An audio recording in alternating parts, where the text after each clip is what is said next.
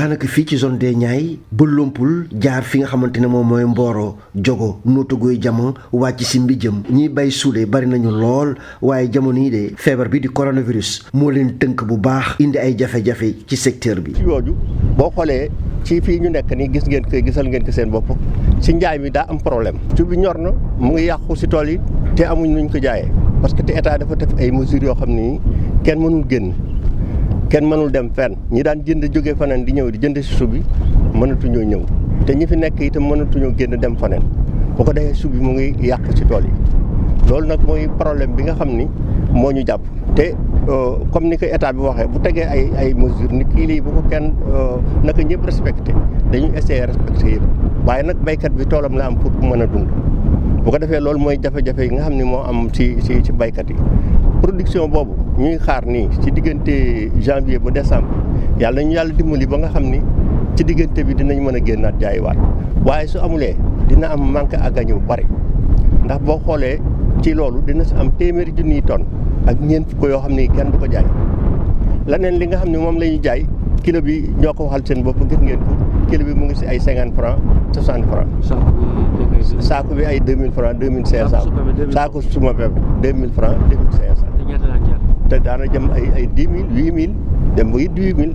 léegi nag boo calculé manque à gagner bi ay milliards lay doon ay milliards plus de 40 milliards yoo xam ni manque à gagner la si baykat yi bu ko defee dina nekk situation bu difficile si ñoom donc damaa yaakaar ne kon loolu état ci kaw li mu mën na si jéem donte leen di démb sax gis nañu chef de l' état mu allégé yëf yi waaye nag allègement boobu lu muy tekki maanaam tey jii pandémie mu nga fi lu koy aar ba nit ñi mën see aar mooy ku nekk toog fa nga nekk waaye bu ko nekk toogee fa nga nekk dina am jamono joo xam ne jafe-jafe dina am parce que nit ñi dootuñu am lu ñu dund te loolu moo arrivé état aussi état dafa dem boo xam ne nit ñi toogee arrangé wul baykat mu bàyyi nit ñi ñu dem waaye nag kenn ku fi nekk da nga si am sa responsabilité bopp nooy mën a fexe ba aar sa njaboot aar sa mbokk bu ko defee nag loolu mesures yi si nga état war a jël maanaam dans le long terme ou bien dans le court terme mooy fexe ba am ay jaayukaay yi ñu di ko gën kaa ubbi ñu jël seen i responsabilité aussi waaye mu utal ñu ay dencukaay parce que déjà jël na si ay mesures am na lu mu denc déjà ci pomme de terre ci oignon ak tuuti suuf waaye loolu doyul kuy gouverner da ngay prévoir li ñu gën daal mooy état utal ñu fu ñuy denc ba nga xam ne ëllëg ak si biir lii bu amaatee kenn ñaanu ko yàlla waaye lu mel ni bu amee nit ñi am fu ñu ba mën a denc seen marchandise yi. emploi yi nekk si tool yëpp dafa menacé parce que tey jii da nga daan am sax ay ñeneen ñoo jël ñuy liggéey si tool mais ñooñu mënatu leen jël. saisonniers yi daan ñëw mënatu leen jël tey bi ñu ñëw nii yaa ngi tase ak jigéen ñi nga xam ne ñoo daan liggéey si tool yi waaye dañuy ñëw wàññi ko rek dem mënuñoo liggéey.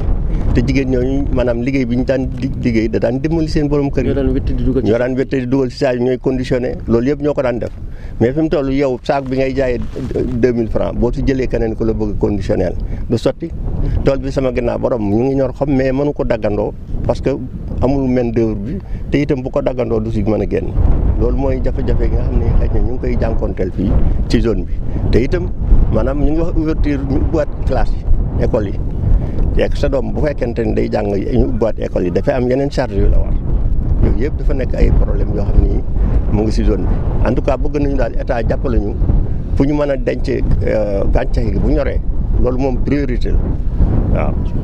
La filière chou rencontre beaucoup de difficultés, à commencer par actuellement le problème de disponibilité des terres. Vous êtes là, certainement peut-être vous ferez un tour avec votre caméra, vous verrez que les terres sont complètement sèches maintenant parce qu'il n'y a plus assez d'eau. L'autre problème c'est après la production, et avant cela même que le paysan puisse se ravitailler en intrant. Et c'est aussi le deuxième problème.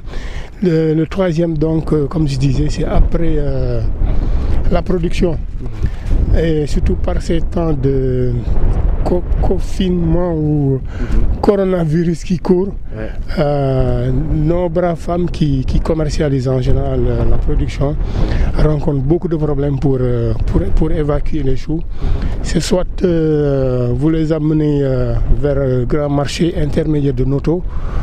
Et c'était avant tout à Dakar. Mais à Dakar, avec l'interdiction de déplacement entre les régions, on ne peut plus y aller. Sinon, très difficilement. Bon, ils ont trouvé l'astuce de trouver des correspondants ou des correspondantes à Dakar. Donc après la production, elle l'envoie par l'intermédiaire des véhicules de transport qui les amènent avec des intermédiaires qui vendent et leur renvoient l'argent. Il y a une surproduction et on constate qu'il y a des tonnes de choux qui pourrissent dans les champs. Oui, il y a des surproductions.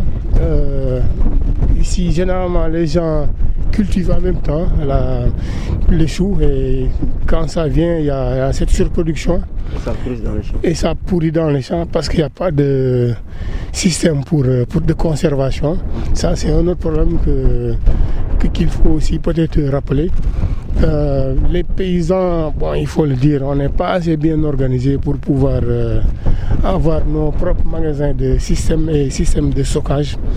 Ce qui fait que quand tout le monde produit des choux, le prix baisse et ça ne se vend plus et on ne sait pas quoi faire avec.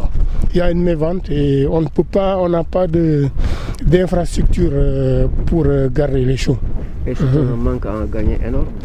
C'est énorme parce que si quelqu'un qui dépense entre 50 et 100 000 francs pour en intrant, en préparation, en carburant pour d'arrosage, vous arrivez au bout peut-être si vous avez à peine 25 000 francs parce que le sac de choux, quand il y a mes ventes, ça peut tomber à 0 francs ou 500 francs.